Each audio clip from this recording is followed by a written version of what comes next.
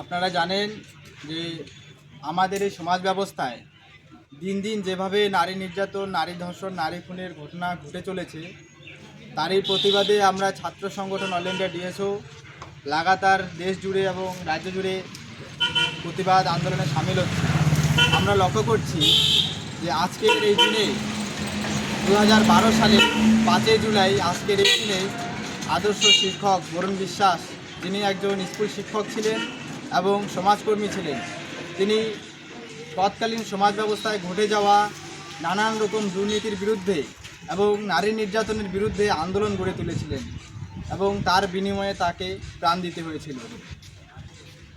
2002 সাল থেকে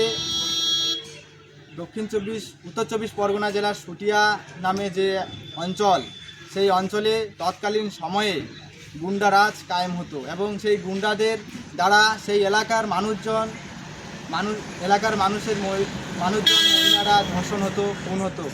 তারই প্রতিবাদে তিনি এই ব্যথা সহ্য করতে না পেরে তিনি একজন স্কুল শিক্ষক হয়ে প্রতিবাদে সামিল হয়েছেন এবং এলাকাবাসীকে আন্দোলনে সামিল করেছিলেন, যার প্রতিবাদে তৎকালীন পুলিশ এবং শাসক তারা সেই গুন্ডাদের ধরার সাহায্য পায়।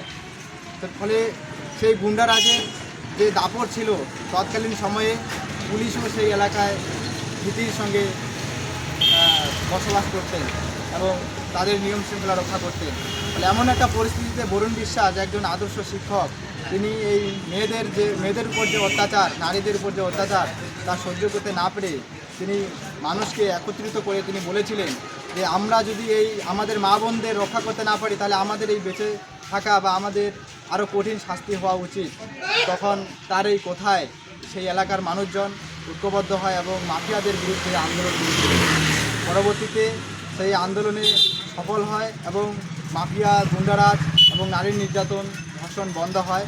ফলে এই যে বন্ধ হয়, ফলে গুন্ডারা তাকে সহ্য করতে না পেরে 2012 সালে 5 জুলাই সন্ধ্যার দিকে স্টেশনে তাকে গুলি করে হত্যা করে। ফলে আজকে আমরা মনে করি আজকের এই সমাজ ব্যবস্থায় যেভাবে নারী নির্যাতন, নারী ধর্ষণ ঘটছে, ফলে বরুণ বিশ্বাসের মতো যে আদর্শ শিক্ষকরা এই সমাজে আছেন তাদেরকে আমরা স্মরণ করব এবং স্মরণ করা প্রয়োজন।